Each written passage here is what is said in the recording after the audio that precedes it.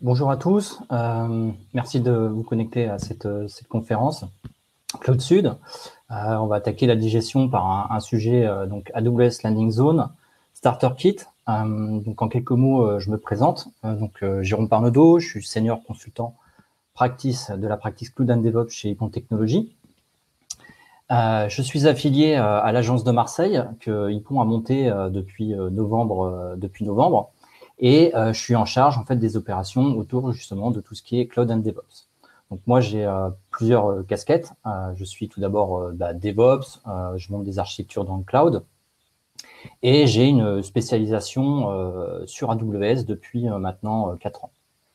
Donc aujourd'hui, je voulais vous présenter en fait le sujet des landing zones et avant de commencer dans le dur, peut-être présenter un petit peu ce que c'était le cloud public, en quoi quelques aspects, en quoi ça permet d'accélérer en fait la transformation digitale des entreprises. Je voulais également vous présenter les 5 piliers d'une infrastructure donc AWS qui permet de mettre en place les bonnes pratiques, de monter des infrastructures qui sont pérennes et maintenables sur le long terme. Puis ensuite, on regardera un petit peu la définition de la landing zone sur le site AWS. Et enfin, je voulais vous présenter en fait un certain nombre de clés pour bien démarrer avec un retour d'expérience que j'ai fait sur une landing zone que j'ai montée pour une petite boîte de 30 personnes dans l'IT.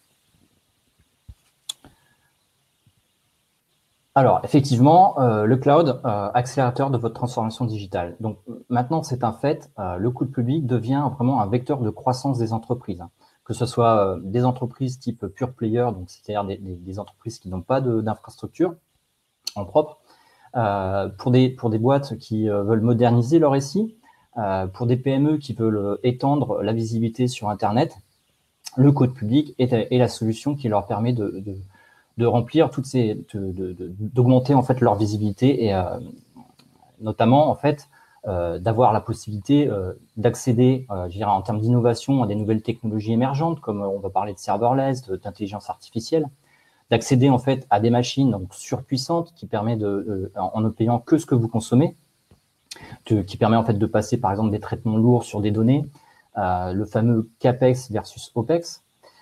D'utiliser des modèles comme le Spot Instance qui permettent en fait de diminuer drastiquement les coûts, donc jusqu'à 70%, en respectant un certain nombre de contraintes évidemment, et de manière générale, je dirais un peu d'effacer les contraintes techniques et organisationnelles en utilisant des services 100% managés. En effet, quand on est une petite PME, on n'a peut-être pas forcément les moyens de maintenir en fait une infrastructure avec beaucoup de composants.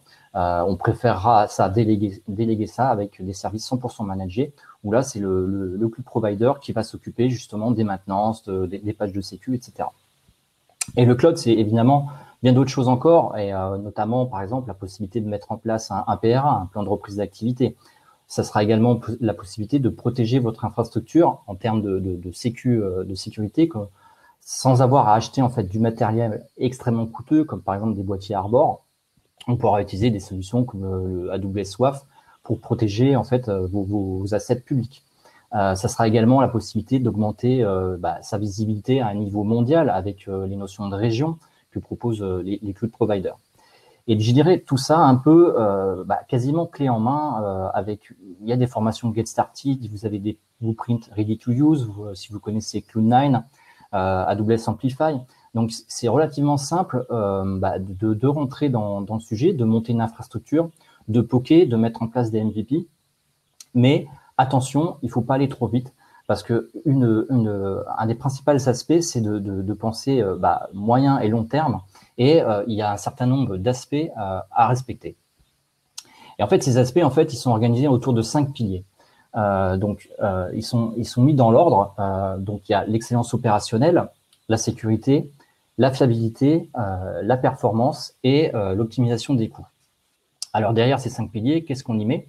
Eh bien, tout simplement, alors, l'excellence opérationnelle, à quoi ça correspond? C'est vraiment la capacité à pouvoir déployer, opérer et superviser des systèmes en vue de répondre à une valeur métier et toujours en gardant l'optique de mettre en place des processus d'amélioration continue.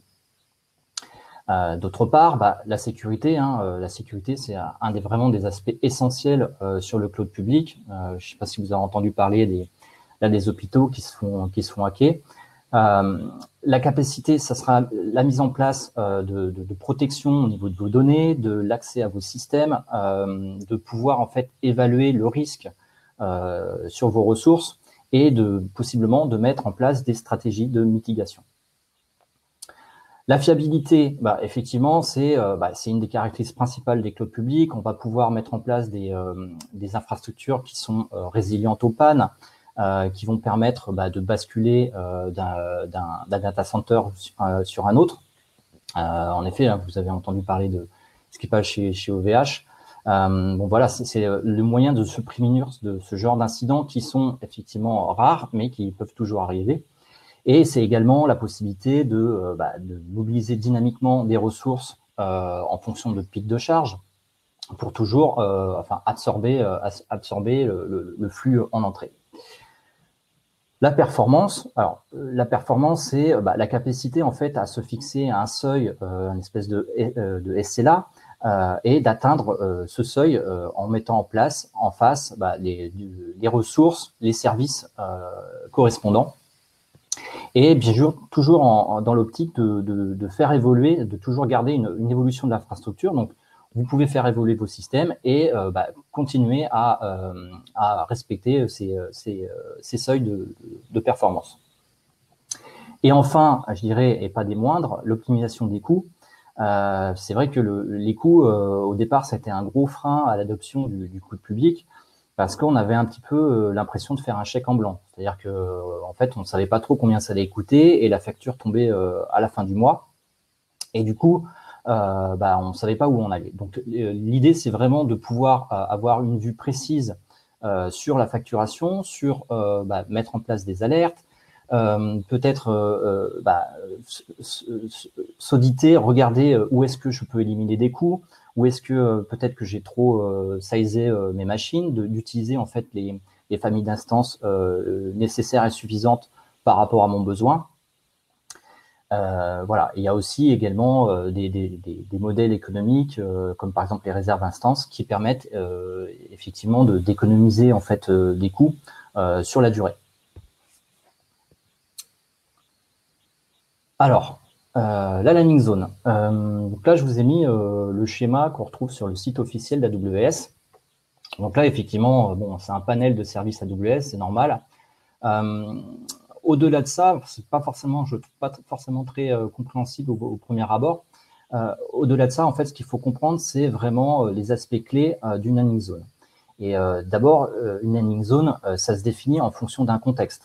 On ne va pas mettre en place la même landing zone entre une boîte de 30 personnes et une entreprise multifiliale déployée sur plusieurs continents.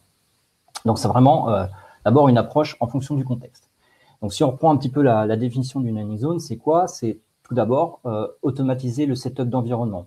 Il faut pouvoir en fait créer rapidement et facilement un environnement et tout ça, bien sûr, pour gagner du temps et de l'effort à moyen et long terme. C'est déployer des comptes avec une configuration prédéfinie dans des OU. Typiquement, par exemple, on pourrait imaginer des comptes pour de la R&D sur des systèmes d'intelligence artificielle et des comptes où vous allez déployer votre prod et qui n'auront pas besoin des mêmes services activés. Une landing zone, ça s'établit sur plusieurs comptes. Donc, c'est mettre en place une stratégie multi-account. C'est surtout également automatiser la sécurisation de vos comptes, centraliser vos logs, mettre en place une gouvernance unifiée, donc au travers de rôles, au travers de rôles qu'on va déployer sur chacun des comptes. C'est également aussi la possibilité de mettre en place des règles de compliance sur vos ressources. Et c'est de manière générale, en fait, le moyen d'accélérer vos opérations et de s'adapter plus rapidement aux enjeux business.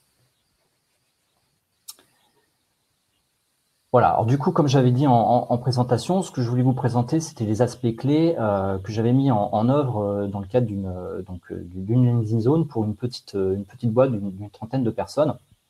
Donc en fait, juste pour vous brosser le contexte rapidement, Cette société donc avait un SI sur un on-premise, on va dire un petit peu legacy, avec du PHP, du Java 1.6, bon, des choses un peu vieillissantes. Donc, ils avaient l'ambition de déployer en fait une nouvelle application autour des données qu'ils possédaient, qui avaient une certaine valeur. Et donc, ils se sont dit, c'est le moment de se remettre au goût du jour. Donc, ils ont pris le temps de se former, ils ont choisi Serverless Framework, et ils ont décidé de déployer ça sur AWS. Donc, il fallait mettre en place donc une landing zone pour faire les choses proprement. Donc, du coup, une landing zone, c'est quoi? C'est déjà, c'est plusieurs comptes. Donc, on va avoir évidemment un compte master, donc c'est celui qui va porter tout ce qui est paiement, donc la facturation. On va, au niveau du compte master, on va activer la partie AWS organisation qui va nous permettre en fait de ranger en fait nos différents comptes dans des OU, Organizational Unit. Donc ces OU vont nous permettre en fait de déployer sur tous les comptes fils un certain nombre de règles, un certain nombre de points, de permissions sur les comptes fils. Donc là typiquement j'en avais défini deux. Donc une première OU en fait qui va correspondre au compte transverse de la landing zone. Donc on va avoir un compte de sécurité. Donc, dans le compte de sécurité, c'est à cet endroit-là qu'on va déployer en fait des clés de chiffrement, par exemple. Alors là, il ne faut pas hésiter, si vous voulez, à faire peut-être plusieurs clés de chiffrement, un par environnement, ce qui permet de limiter la surface d'attaque. Ça sera également l'endroit où vous allez déployer en fait la centralisation de vos logs. Donc ça, c'est le CloudTrail, c'est le service AWS qui permet de suivre qui fait quoi et dans quel compte. Vous centraliserez également tout ce qui est flux réseau, donc les VPC Flow Log, et on définira également en fait les rôles d'accès à ce compte. D'autre part, en fait, il y a le compte shared qui lui en fait va permettre de déployer en fait vos applicatifs sur vos différents comptes. Donc on va essayer d'utiliser un panel d'outils CI/CD, donc Continuous Integration, Continuous Deployment. Donc voilà, on va définir aussi des rôles et on va aussi définir un outil d'infrascode qui va nous permettre de déployer et de reproduire des environnements. Donc nous, en l'occurrence, on avait choisi Terraform avec un wrapper au-dessus de TerraGrunt. Et puis nous, alors ça c'est peut-être une spécificité plus liée à mon contexte, et on a décidé de définir en fait nos end users dans ce compte-là, sachant qu'on ne fait pas toujours ça. Vous pouvez également déployer AWS SSO au niveau du master account, et à ce moment-là, c'est dans AWS SSO que vous définirez vos end users. L'idée derrière, c'est d'avoir un seul système d'authentification pour pouvoir en fait gérer, pouvoir limiter en fait le nombre de comptes qui accèdent, nombre de comptes au sens user, au compte AWS, et de pouvoir toujours avoir la main sur quand ils se connectent, qu'est-ce qu'ils ont le droit de faire. Et puis enfin, un compte networking. Alors le compte networking, je l'ai mis en pointillé parce que là aussi, c'est pas toujours, on n'a pas toujours besoin de générer ce compte-là. Le compte de networking, ça va être le compte qui va gérer toute votre transitivité réseau, tous vos intercos. Et donc là, en l'occurrence, nous, on avait besoin d'accéder au on-premise. Ils avaient déjà un direct connect, donc on a mis en place une transit gateway qui permet de pousser les routes sur les comptes qui avaient besoin de se connecter sur le on-premise. Et puis, en deuxième lieu, une deuxième OU. Donc là, ça va être l'OU dans lequel, ce que j'appelle les workload accounts, c'est là où on va déployer en fait vraiment l'applicatif, là où il y a de la valeur métier. Et là, l'idée, c'est vraiment des comptes qui sont identiques et qu'on peut provisionner un petit peu de manière automatique. Voilà. Alors, si on rentre un peu dans le détail de la landing zone, le master account. Donc, comme je le disais, le master account, c'est le compte qui va apporter la facturation.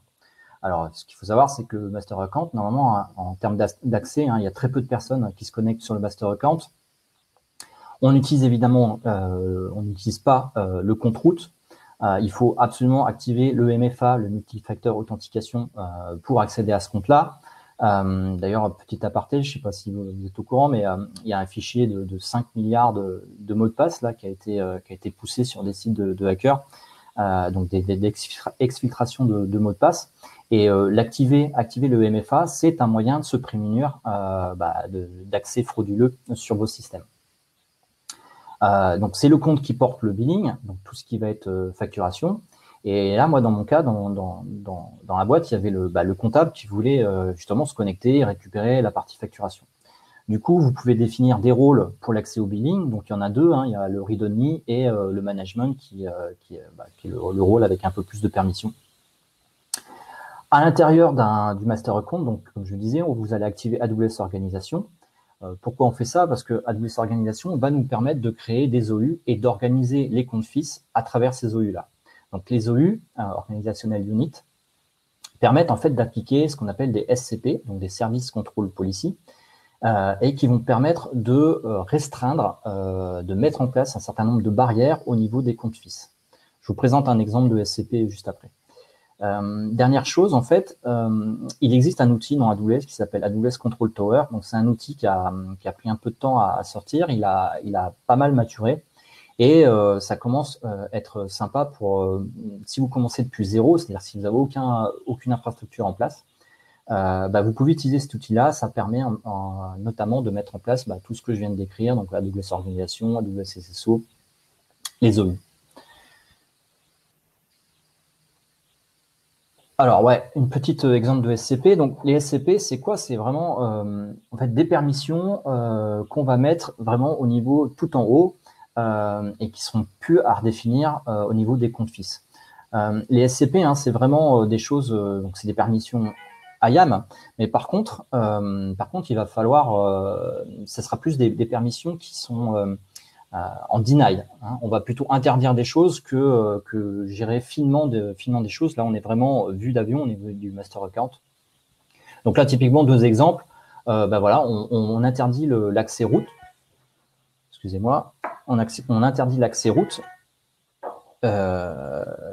pour les comptes FIS. D'autre part, ici, on va interdire, on va limiter en fait les régions. Tout simplement, c'est vrai que si vous avez décidé de déployer sur l'Irlande ou Paris, il n'y a pas besoin d'activer, de laisser ouvert en fait les régions comme Singapour ou autres. Donc, on va pouvoir en fait limiter vos comptes à un certain nombre de régions que vous aurez prédéfinies. Et voilà, on peut également limiter les services. Voilà, si vous voulez pas que les gens utilisent, je sais pas moi, SageMaker, on peut l'interdire ici. Voilà, donc vous appliquez ça sur votre OU et l'ensemble des comptes FIS qui se rattachent à cette OU hériteront automatiquement de ces contraintes. Alors, une fois qu'on a défini le master account, on va définir le security account. Donc là, de la même manière, en fait, en termes d'accès, c'est très restreint. C'est uniquement les personnes en charge de la sécurité. Donc, on n'utilise pas le compte route, on va activer le multifacteur authentication et on va définir les rôles d'accès à ce compte. Voilà, dans mon cas, en fait, nous, on n'avait que deux rôles. Finalement, on avait un rôle en read-only et un rôle pour déployer l'infrastructure. Voilà, ça suffisait amplement. À l'intérieur du compte de sécurité, vous déploierez vos clés de chiffrement ou potentiellement vos clusters HSM. L'idée étant que, vu que l'accès est restreint, les clés KMS seront uniquement ici et donc vous ne pourrez pas les supprimer. Un développeur n'aura pas la possibilité de les supprimer puisqu'il n'y aura pas d'accès sur le compte de sécurité.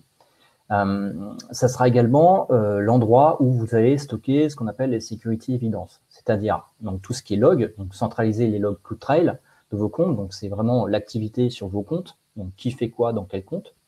Vous pourrez centraliser, il faudra centraliser aussi tous les logs réseau, donc les VPC Flow Log. Vous pourrez mettre en place ici vos buckets de stockage de tout ce qui est par exemple trace légale, donc l'accès à vos applicatifs, vos load balancers, ce genre de choses. Alors, ça, c'était l'exemple qui était présenté dans la copie d'écran du site officiel AWS. C'est-à-dire, en fait, on peut créer deux comptes ici. On sépare, en fait, la partie clé de chiffrement et la partie archivage. D'accord? Donc, nous, potentiellement, on a décidé d'en faire qu'un seul pour simplifier les choses. La partie log, peut-être que vous aurez besoin d'installer un SIEM, un Security Information and Event Management, comme Splunk ou Datadog. Ça vous permettra en fait je dirais d'avoir des dashboards, de pouvoir requêter plus facilement les informations de log qui se trouvent dans CloudTrail et les VPC Flowlog. On peut avoir un graphe mondial pour savoir où ça vient, les adresses IP qui vous interrogent, d'où ça vient, etc.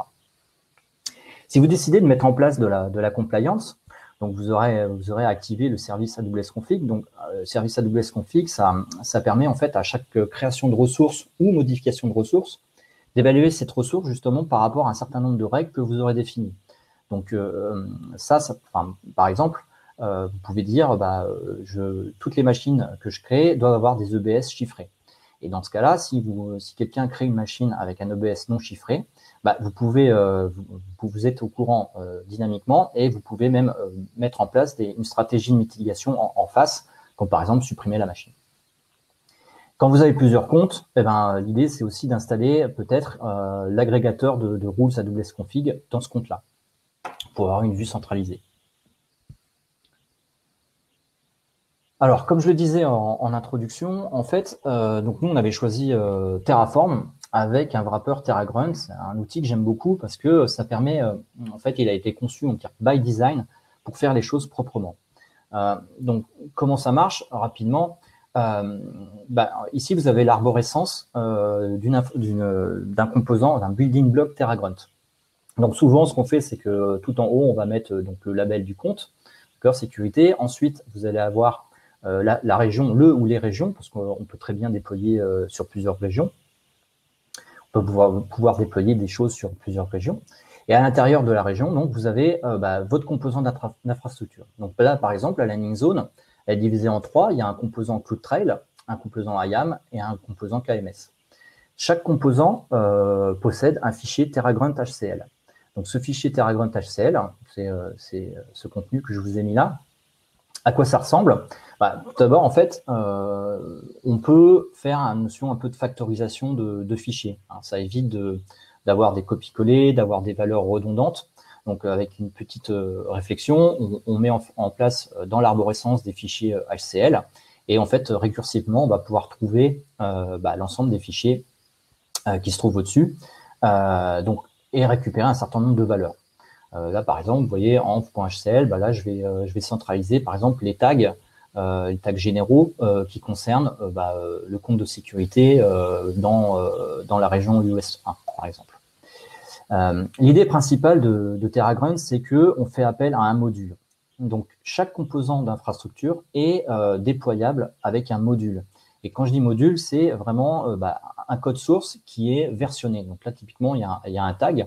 Et donc ça va me permettre d'avoir vraiment une version figée de mon infrastructure, de pouvoir redéployer de manière systématique mon composant et de la même façon. D'autre part, donc j'ai commencé à parler des rôles. Effectivement, on privilégiera toujours des outils qui peuvent faire des assume rôles. Donc ça permettra, au lieu d'utiliser en fait des access key, secret key avec des droits très forts, justement de limiter les droits à juste la partie assume rôle et d'utiliser donc un rôle pour déployer notre infrastructure. Et puis enfin ici vous avez les inputs, donc ça c'est les trucs un peu standards d'un module Terraform avec ce qu'on veut y mettre en entrée. Alors, ensuite, le compte shared. Le compte shared, en fait, ça va être le compte dans lequel vous allez déployer vos outils CI/CD. On va essayer d'adapter une approche DevOps, c'est-à-dire vraiment de pouvoir reproduire nos déploiements sur nos environnements cibles. On ne fera aucun déploiement à la console. Tout doit être scripté. On doit pouvoir reproduire à tout instant un déploiement. Dans ce compte, là, on va déployer un certain nombre d'outils. Alors là, j'en ai mis en vrac, du GitLab, du Jenkins, du SonarQube si vous voulez évaluer la qualité de code, Nexus ou Artifactory, vos repositories ECR pour vos images Docker. Voilà, c'est vraiment tout l'outillage nécessaire à vos développeurs pour déployer votre applicatif. Et comme je le disais, donc nous on a décidé de déployer en fait les end users dans ce compte-là. Même si on peut le faire côté AWS SSO. Donc, en termes, en gros, c'est que vous choisissiez AWS SSO ou un système d'authentification externe, il faut que vos end-users soient définis à un seul endroit, d'avoir un seul système d'authentification. Donc, quand je dis end-user, hein, c'est vraiment les développeurs, les DevOps, vos security engineers, les testeurs, les data scientists, les comptables, tout. Tout ça, tout simplement, pour pouvoir, en fait, je dirais, ne pas multiplier les comptes au sens login, mot de passe, et de pouvoir, justement, conserver, d'avoir la main sur ce qu'ils ont le droit de faire et dans quel compte ils peuvent aller. Donc, quand les utilisateurs se connectent, donc ils arrivent dans un compte sur lequel ils n'ont aucun droit. Donc, c'est un espèce de sas d'entrée dans lequel, en fait, ils vont pouvoir rebondir dans un ou plusieurs comptes en assumant un rôle. Ainsi, donc, vous conservez donc, ce que je disais, ce qu'ils ont le droit de faire et les comptes AWS auxquels ils peuvent accéder. Alors, évidemment, on ne va pas mettre les permissions directement au niveau des users, on va plutôt organiser ça sous forme de groupes. Donc, on va créer des groupes dans lesquels on mettra les permissions et on rattachera donc, les utilisateurs à un groupe, sachant qu'on peut mettre un utilisateur dans plusieurs groupes. Du coup, je voulais faire un petit focus sur le principe de l'assume role parce que c'est vraiment une des fonctions clés de la sécurité au sein d'organisation multi-account sur AWS. Donc, imaginons moi, Jean Parnaudot, moi je me connecte donc dans le compte 001, d'accord. Donc, je rentre mon login, mon mot de passe, mon MFA. Et j'arrive dans le compte. Je fais partie du groupe DevOps, d'accord? Donc, je vais hériter des permissions rattachées à ce groupe DevOps. Donc là, par exemple, je vais avoir le droit d'aller sur le compte de Dev avec le profil DevOps. Je vais pouvoir aller aussi sur le compte Dev avec le profil Read-Only. Et je vais pouvoir aller sur l'UAT avec le profil DevOps. OK. Donc ça me donne quel rôle je peux assumer et donc où est-ce que je peux aller. Côté compte cible, en fait, par exemple, le compte UAT, je vais définir justement un rôle, donc par exemple le rôle UAT DevOps. Donc sur ce rôle, j'aurais mis en fait un certain nombre de policies qui vont me limiter mes permissions, qu'est-ce que j'ai le droit de faire. Donc n'oubliez pas également que tout ce qui est SCP s'applique aussi également dans les permissions du rôle. Donc par exemple, si j'ai interdit d'utiliser, je sais pas moi, les EC2 en M64 large, je pourrais pas créer de machine EC2 64 large. Mais c'est pas tout. En fait, il y a une deuxième notion qui est le trust relationship. C'est-à-dire qui est autorisé à assumer ce rôle-là. Donc là, je vais lister l'ensemble des users qui ont le droit d'assumer le rôle. Donc c'est vraiment, je dirais, bidirectionnel. C'est-à-dire qu'il faut avoir la permission côté compte d'origine d'assumer le rôle et côté compte cible, il faut être dans la liste des trust relationships. Ce qu'il faut voir, c'est que le principe d'assume role, il est utilisable aussi bien programmatiquement que depuis la console. Que vous utilisiez AWS SSO, c'est ce principe-là. Si vous utilisez, il y a les champs assume role dans la console AWS, ou vous pouvez utiliser aussi un plugin qui s'appelle AWS Extended Switch Role. C'est un plugin que vous installez dans Chrome et qui permet de définir, vous définissez en fait les rôles dont vous avez, sur lesquels vous pouvez assumer. Vous cliquez dessus et vous rebondirez directement dans le compte cible en assumant ce rôle-là. Alors, côté workload, donc effectivement, donc là on est vraiment sur la partie déploiement d'applicatifs. C'est toujours un peu la même chose. Donc on n'utilise pas le compte route. Si possible, activer le MFA, multifactor authentication. Il faudra définir en fait les rôles d'accès à ce compte. Donc là, c'est là où il y a peut-être un petit peu plus de travail parce que si vous avez plusieurs applicatifs, il y a un petit travail de défrichage, de lister en fait l'ensemble des profils que vous voulez mettre en place sur ces comptes. Et puis, vous allez déployer bien sûr vos VPC à l'intérieur de ces comptes-là. Donc souvent les VPC, écoutez, on met 3 AZ, 3 zones de disponibilité. On va mettre en place de la segmentation réseau, c'est ce qu'on fait depuis des décennies. Donc, par exemple, on va mettre une zone publique ici, donc dans laquelle vous mettrez, par exemple, vos ALB pour exposer vos services sur Internet. Une zone private dans laquelle vous déploierez vos clusters Kubernetes, vos clusters ECS, vos machines EC2, vos conteneurs. Et on définira également peut-être une zone data dans laquelle, en fait, vous mettrez tout ce qui est relatif aux données, donc les bases de données, vos EFS, ce genre de choses. On pourra même renforcer la sécurité là-dedans, puisqu'on pourra par exemple dire qu'au niveau de la zone data, il sera interdit d'aller sur Internet. Du coup, il n'y aura pas moyen de faire d'exfiltration de données à ce niveau-là. On pourra également mettre en place des restrictions d'accès, par exemple au niveau de la zone publique, il sera interdit de taper sur la zone data. La mise en place d'un VPC sécurisé avec les bonnes pratiques, tout ça, en fait, je dirais, ça existe, alors que ça soit du Terraform, que ça soit du CDK, et il utilise en fait déjà il existe déjà plein de modules disponibles. Donc, en l'occurrence, pour Terraform, vous avez la Terraform Registry. C'est des modules qui sont supportés et maintenus par HashiCorp. Donc, je dirais, ça ne sert à rien de réinventer la roue, de repartir depuis zéro. Vous avez plus de temps, vous avez gagné du temps en utilisant ce genre de modules qui sont testés et utilisés partout dans le monde. Alors, si je reviens sur la notion de building box TerraGrunt, donc ça, c'est l'arborescence TerraGrunt qu'on a mis en place sur le compte de prod. Donc là, on a toujours cette approche composant d'infrastructure. Donc, on réfléchit, on essaye de découper son infrastructure en composants logiques. On va faire un module par composant. Et donc là, pour le faire vite, eux, donc, ils avaient un applicatif. Donc, il y avait déployé avec du serverless framework, donc API Gateway, des lambda, un bucket S3 public, protégé pour un cloud front qui va hoster en fait tous les fichiers JS générés par serverless framework, une base de données RDS, bien évidemment des backups, il y avait une notion de batch à mettre en œuvre, un file system de type EFS, quelques expositions route 53.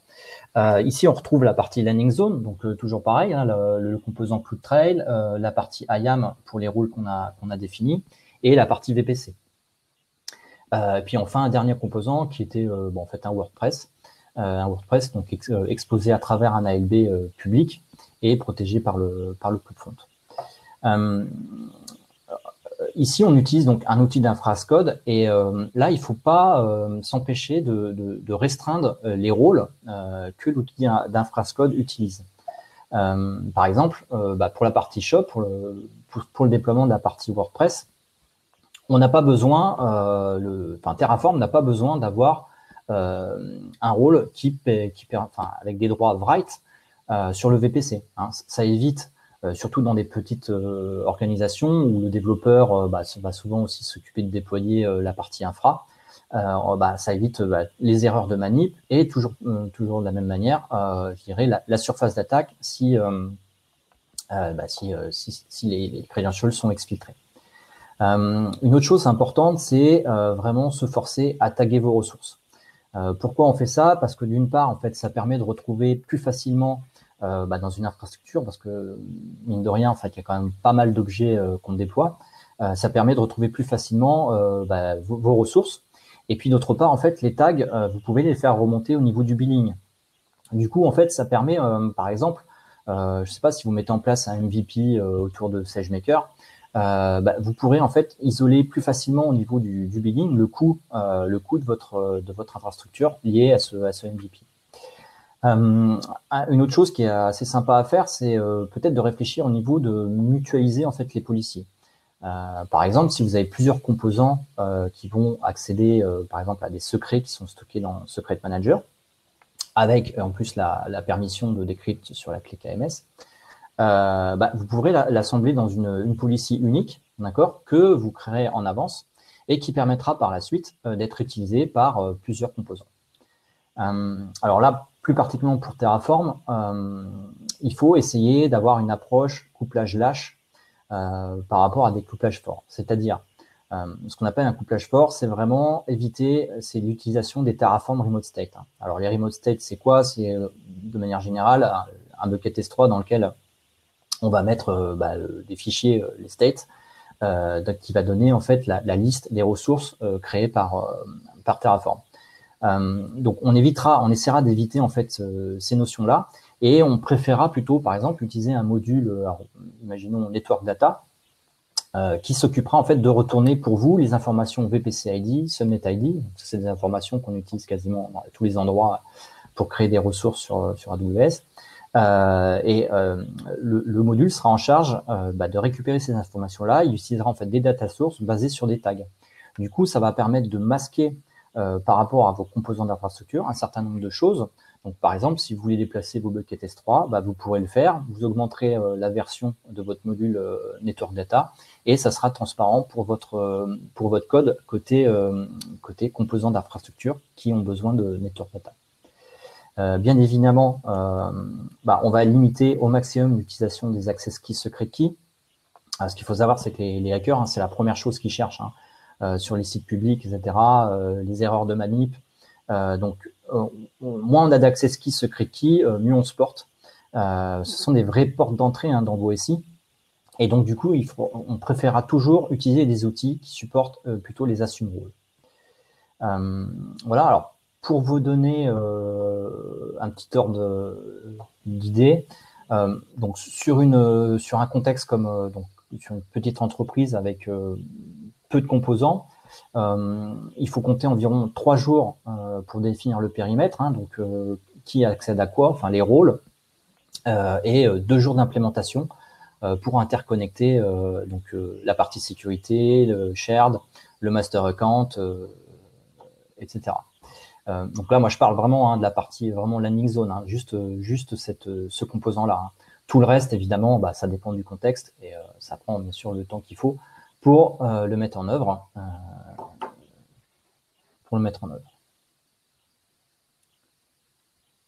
Voilà,